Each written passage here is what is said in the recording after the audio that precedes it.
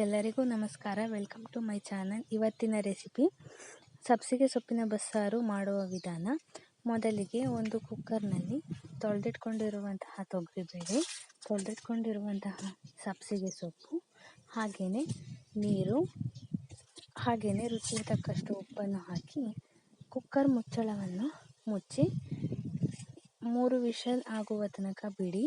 3 whistle ಆದ ನಂತರ gas ಸ್ಟವನ್ನು ಹಚ್ಚಿ ಅದರ ಮೇಲೆ ಒಂದು ಬಾಣಲೆಯನ್ನು ಇಡಿ.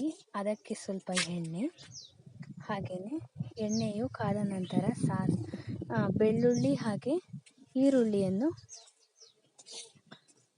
ಹಾಕ್ಕೊಂಡು ಸ್ವಲ್ಪ ಹೊತ್ತು ಕೆಂಪಗಾಗುವ ತನಕ ಫ್ರೈ ಮಾಡ್ಕೊಳ್ಳಿ. ಆನಂತರ ಸ್ವಲ್ಪ ಜೀರಿಗೆ, 2 ಚಮಚ ಅಚ್ಕಾರದ ಪುಡಿ, 2 ಚಮಚ ಧನಿಯಾ ಪುಡಿ, ಹಾಗೆಯೇ ಹುಣಸೆ ಹಣ್ಣು,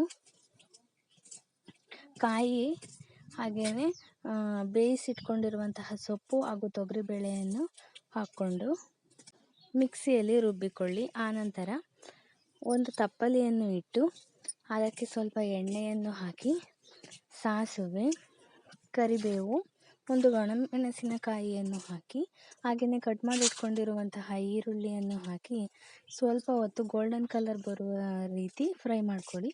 ಆನಂತರ ರುಬ್ಬಿದ ಪೇಸ್ಟನ್ನು ಅದಕ್ಕೆ ಹಾಕಿ ನಿಮ್ಗೆ ಎಷ್ಟು ಬೇಕೋ ಅಷ್ಟು ನೀರನ್ನು ಹಾಕ್ಕೊಂಡು, ಉಪ್ಪು ಮುಂಚೆನೇ ಹಾಕಿರ್ತೀರ ನೋಡಿಕೊಂಡು ಸ್ವಲ್ಪ ಉಪ್ಪು ಹಾಕ್ಕೊಳ್ಳಿ. ತುಂಬಾ ಸಿಂಪಲ್ ಆದಂತಹ, ತುಂಬಾ ಟೇಸ್ಟಿ ಆದಂತಹ ಬಸ್ಸಾರು ರೆಡಿಯಾಗಿ